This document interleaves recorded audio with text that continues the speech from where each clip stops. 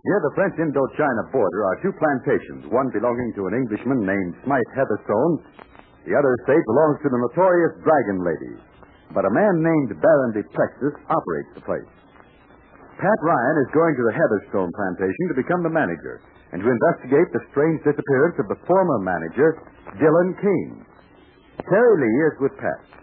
Now, in just a moment, today's transcribed adventure takes you on these adventures. Terry and the Pirates is brought to you by the makers of Libby's Tomato Juice, one of Libby's 100 famous foods.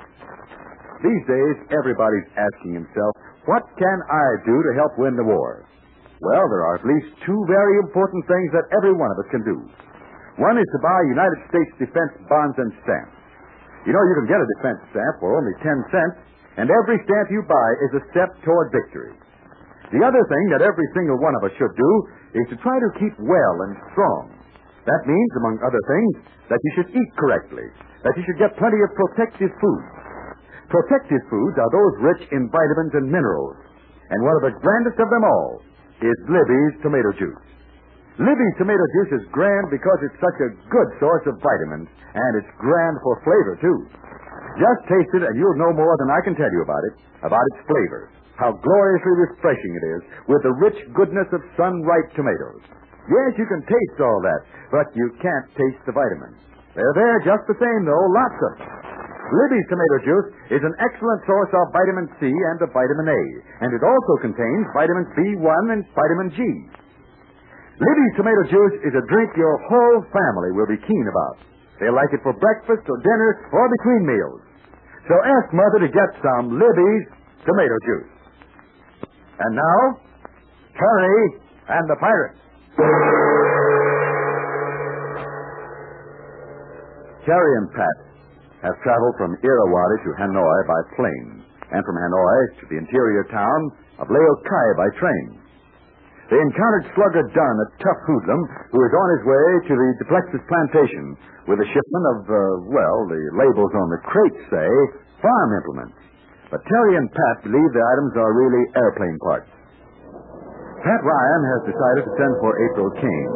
It was her brother, Dylan, who vanished from the plantation, and Pat thinks April's presence might help reveal a clue to what really happened to Dylan.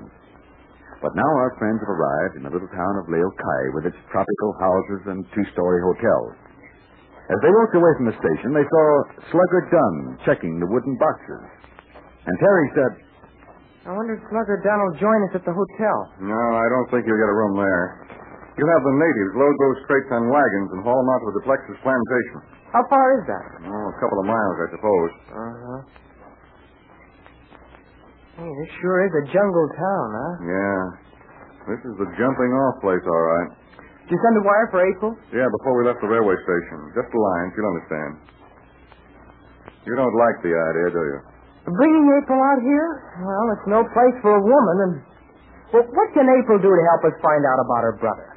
Frankly, Terry, I don't know. But anybody who comes out here related to Dylan Kane is bound to cause talk. But April is... Sure, that's just it. She's so helpless. Almost everybody drops their guard when they're around her. People think because she's young and wide-eyed and slow on the uptake that she's easily fooled. But you and I know better. Of course, if it gets out that April has come here to investigate the disappearance of her brother and has enlisted us to help her, well, that might make the guilty party show their hand, huh? I think so. We'll see. April ought to be here in Laokai within 2 days. And you think the Plexus or the Dragon Lady or both had something to do with getting rid of Dylan Kane? I do, and I'll tell you why. There's a private flying field on the Duplexis property. It's not far from the China border. Those so-called farm implements in those crates are... Airplane parts. I'll bet they are. Well, in order to get those airplane parts to the Duplexis plantation, the wagons have to follow a road that cuts across the Smythe Heatherstone property. Well, Dylan Kane may have learned about the operations, the assembly of planes for the invaders in the Duplexis field. I see, and Kane may have threatened to expose the whole business. Sure, and what a blow-up that would have been. Just imagine. Duplexis shipping in airplane parts, assembling planes for the invaders so they could fly across the border to bomb China. So the Plexus crowd may have gotten rid of Kane to shut him up. It's logical. Well, we'll soon see who's doing what to who and who's getting paid. Right now, I'm interested in that hotel up ahead. It's the only one in Laokai, I suppose. Yeah, we can't be choosy this time. That plane was no magic carpet. I could do with some sleep. Terry, for the time being, or at the hotel, until we go to the plantation, we better pretend we're part of a geological expedition. What I don't know about geology would make a big book, and a funny one. Well, very few people do know anything about such stuff, so we're fairly safe. We'll learn more if we don't say anything about my connection with the Heatherstone plantation and all that. Okay. I'll be as dumb as I look. Let's go in and register. Yeah, this isn't a bad-looking hotel for such an out-of-the-way place. There's going to be a strange series of events occurring in the small hotel at Leo Kai, but they can wait. I think we'd better swing across the rough countryside and look in on the solidly built Duplexis plantation house. We hear two voices that we've heard before. Listen. I should have known better than to leave here and go to Irrawaddy. Soon as my back is turned, the blundering fools say to use their head. Yeah, but I didn't have nothing to do with anything, boss. And don't call me boss. Okay, boss. This whole thing is getting out of hand. I lived here for a few days, and what happened? I specifically ordered that no law be broken, that no attention be called to what we are doing. Then this villain Kane drops out of sight. Well, why tell me about it, boss? It's the first time I ever been here. I came with the freight, and you... I'm telling you because... Yes, of course, you know nothing. I'm just reporting that them farm things and them crates, are in some wagons outside. He is the second white man to disappear from the adjoining plantation since we've been working on this enterprise. Men working here say they know nothing about Kane. Nothing at all. What happened to him, boy? And don't call me boss. Okay, boy. I mean, Baron. My men say they know nothing about Kane. I don't know what happened to him. But suspicion points to this place. Well, this whole thing is the goofiest setup I ever worked on. I wish to heaven it wasn't, I tell you that. I have $1 million job to do. And when strange things begin to happen, well, I can't afford investigation, that's all. Wish I could help you, Baron. But detective work ain't up my alley. Gee, if that gent on a train from Hanoi was here, I bet he could unravel any mystery. I'd be glad to have some... What that you said? Gee, Baron, he was smart, no kidding. And a nice guy, too. He told me all about myself, just like a fortune teller, only better. What are you trying to say? He had a young fellow with him, a smart lad, too. They told me all about myself. They said them farm things was airplane parts. Well, you idiot. Who were they? I don't know. They got off at the station, Leo Kai. Their names, Tom, their names. I don't know. Oh, wait, now let's see. One was called Pat, yeah. And the other, Terry. Terry Lee, yeah. Wait. Pat Ryan and Terry Lee. They didn't travel to Indochina by accident. Huh? Why didn't you tell me about these men before? Oh, gee, how was I to know that? I know. It didn't occur to you that... Well, this is news. And Mr. Ryan said those crates contained airplane parts, huh? But he didn't look in a single crate, boss. I know he didn't. I wonder why he came to Leo Kai. Well, I suppose it's just a question of time before he'll show up with some kind of a story. You know him? Of him, Mr. Dunn, and from a source that is most accurate.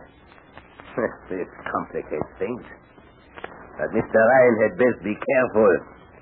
Now, come with me. We'll dispose of the freight boxes. And then I want the wiring on the alarm system checked thoroughly. Seems I'll have to take a personal interest in Ryan and young Mr. Lee.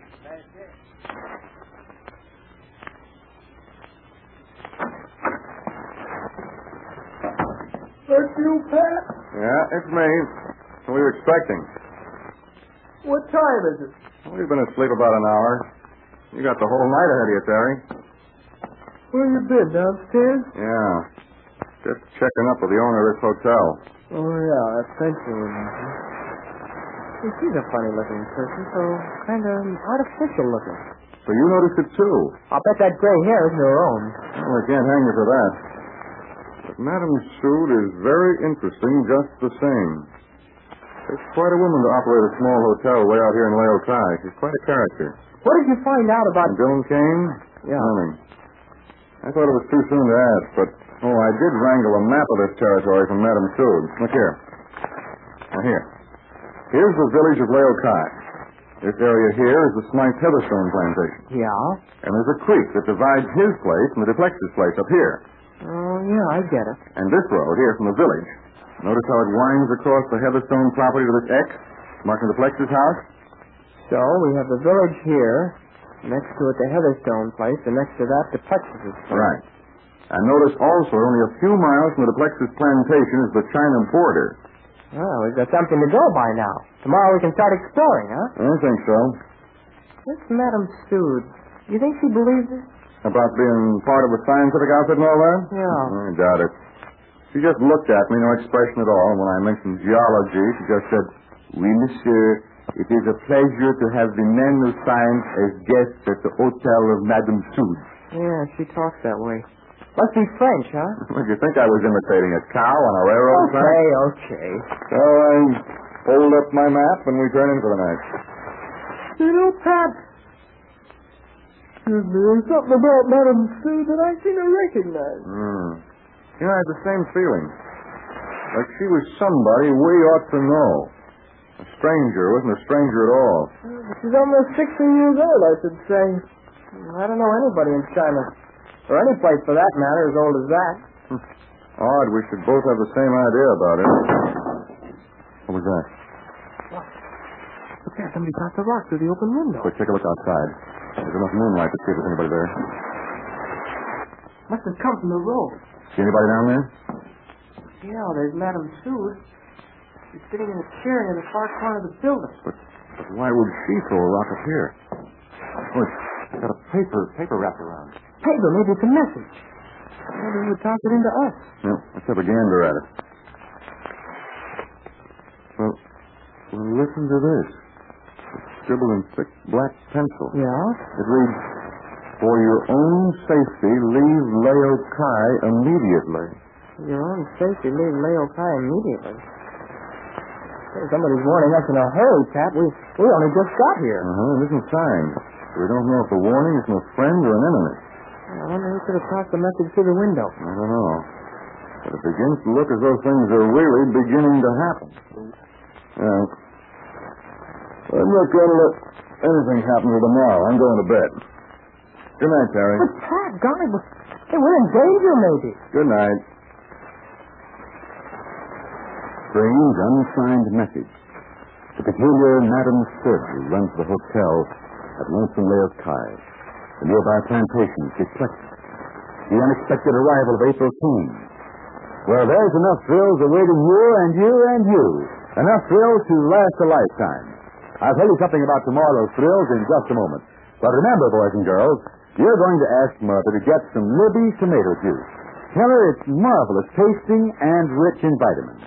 She knows you need vitamin C and vitamin A, and Libby's tomato juice gives them to you in generous amounts. And it contains vitamin C1 and G as well. Now, what you'll go for the flavor of Libby's tomato juice, flavor that has made it famous for years. Now, to get that flavor, you want to be sure it's Libby's tomato juice. The name is spelled Libbys. Now, in tomorrow's transcribed adventure, Pat and Terry are going for a walk to see if they can pick up any clues to the missing Dylan King, April's brother. And what they discover will surprise you, and them too. So keep a date for this Terry tale, will you?